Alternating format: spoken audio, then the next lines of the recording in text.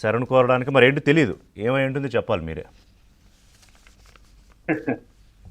ఒకటి సార్, ఇప్పుడు దాకా వాళ్ళు ఏదో లోకేష్ గారు గతంలో పాదయాత్ర చేస్తున్నప్పుడు ఆయన పెట్టిన ఇబ్బందులన్నీ కూడా నేను నోట్ చేసుకున్నానని చెప్పగానే రెడ్ బుక్ రాజ్యాంగం అని చెప్పేసి మాట్లాడే ఈ పెద్దలు మరి అదే నోట్తో మళ్ళీ వాళ్ళు నేను యాప్ పెడతాను అందరు నోట్ చేస్తానని ఎట్లా చెప్తారండి?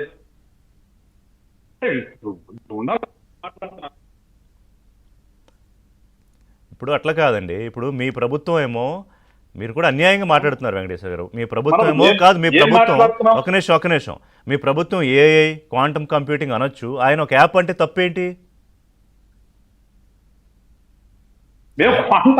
ఆయన కూడా సాంకేతికత ఉపయోగించుకుంటానంటే తప్పేంటి అంటున్నా.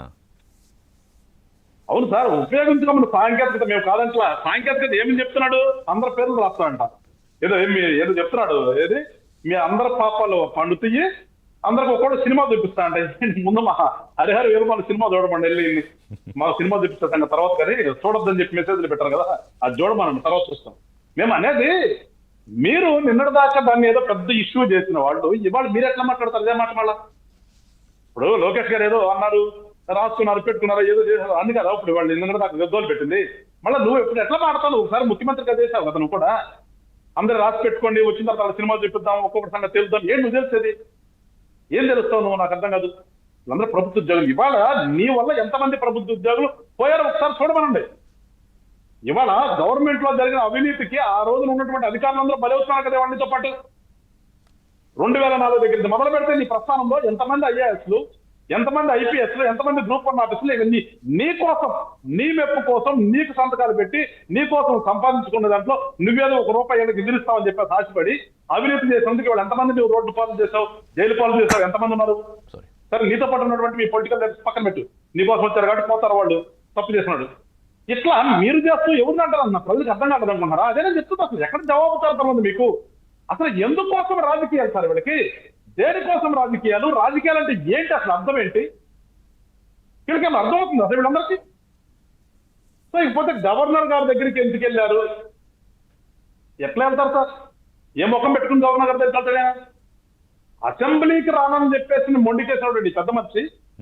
నేను అసెంబ్లీకి రాను, నాకేదో హోదా ఇవ్వండి, హోదా ఇస్తేనే వస్తాననేటువంటి నువ్వు నిన్న మా వాళ్ళు మాట్లాడుతున్న after all MLA sir, after all MLA కాబట్టి నెక్స్ట్ సీఎం మనం గౌరవిద్దాం, ఖచ్చితంగా వాళ్ళకి మేము మాట్లాడినాం, గౌరవిస్తాం. అసెంబ్లీకి వెళ్ళడానికే నీకు మొహమాట పడుతూ అసెంబ్లీకి వెళ్ళను నేను అని చెప్పేసి రోడ్డు మీద కూర్చున్నటువంటి నువ్వు ఇక్కడికి ప్రజాస్వామ్యం అంటే గౌరవం ఎక్కడ నీకు? గవర్నర్ గారు ఎందుకు కలుస్తున్నారు మీరు? గవర్నర్ వ్యవస్థ మీద నమ్మకం ఉందా? దేనికి పోతున్నావు అసలు గవర్నర్ దగ్గరికి? ఆ గవర్నర్ గారు కూడా ఎట్లా అపాయింట్మెంట్ ఇస్తే నాకు అర్థం కావట్లా. అంటే ఎక్స్ సీఎం కాబట్టి ఎమ్మెల్యే కాబట్టి ఇవ్వాలి కదా అంటారు.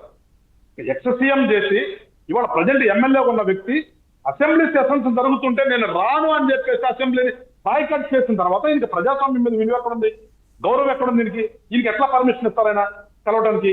సార్ వాళ్ళు వెళ్ళి ఏం మాట్లాడుతున్నారు అనేది మనకి ఎట్లా తెలుస్తుందంటే దాన్ని ఎందుకంటే ఒక అంటున్నాను కదా సార్, ఒక దొంగ ఒక వ్యక్తి దగ్గరికి వచ్చిన తర్వాత అవతల వ్యక్తిని కూడా అనుమానిస్తారు. నేనేదో ఆయన అంటున్నాను కాదు, దాన్ని వేరే మళ్ళీ చేయొద్దు దయచేసి ఎవరు కూడా. ఇక్కడ ఉన్నటువంటి వ్యక్తి ఎందుకు కలుస్తున్నాడు? ఇవాళ జరుగుతున్నటువంటి పరిస్థితులు ఏంటి రాష్ట్రంలో? నీ మీద ఒక పెద్ద కుంభకోణం చేసామని నీ మీద వాళ్ళ సిట్టు దర్యాప్తు జరుగుతుంది. ఇక్కడ జరుగుతున్నప్పుడు అట్లా కాదులే, మాజీ సీఎం స్థాయిలో మాజీ సీఎం గా ఆ స్థాయిలో ఇచ్చి ఉండొచ్చు. కలవకపోతే అట్లా కాదు, కలవకపోతే దాన్ని ఇంకోటి అంటారు కదా, కలవకపోతే ఇంకోటి అంటారు కదా మళ్ళీ. అసలు నీ మీద ఒక అవినీతి చాలా పెద్ద కుంభకోణం, కొన్ని వేల కోట్లకు సంబంధించిన కుంభకోణంలో ఒక ఇన్వెస్టిగేషన్ జరుగుతున్నప్పుడు నువ్వు ఎట్లా ఒక రాజ్యాంగ వ్యవస్థ కలుస్తావు? కలవచ్చునా?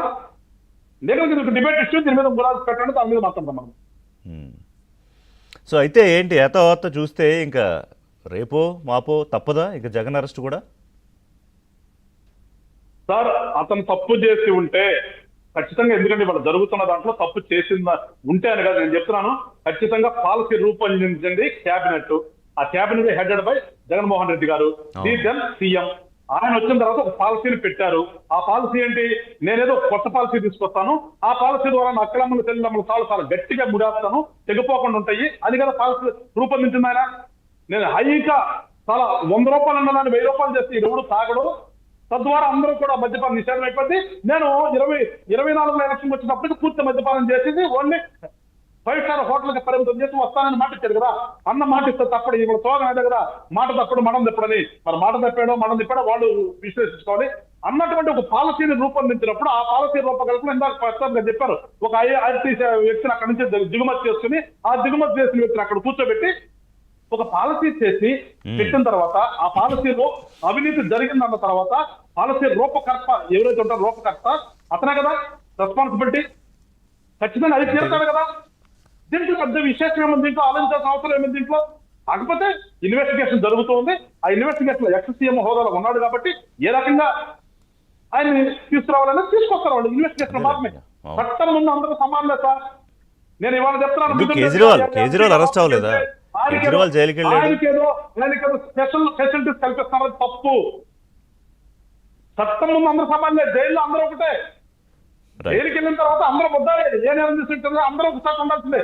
కానీ కొన్ని ఫెసిలిటీస్ ఏదైతే కల్పిస్తున్నారో అవి అక్కడున్న పరిస్థితిని బట్టి కల్పిస్తారు. కానీ ఇష్టానుసారం కల్పిస్తే నిన్న ఛార్జీ తీసుకున్నటువంటి భట్టు దేవానంద గారు ఒక వ్యాఖ్య చేశాడు, తప్పు చేస్తే కోర్టులు రక్షిస్తాయి అనే భావన ఉండకూడదు, తప్పు చేసిన వాడికి కోర్టు శిక్షిస్తాయి అనే భావన ఉండాలి అని స్పష్టంగా చెప్పాడు. ఆ భావన ఖచ్చితంగా ఉండాలి. మేము మార్కెట్ వెల్కమ్ చేస్తున్నాం.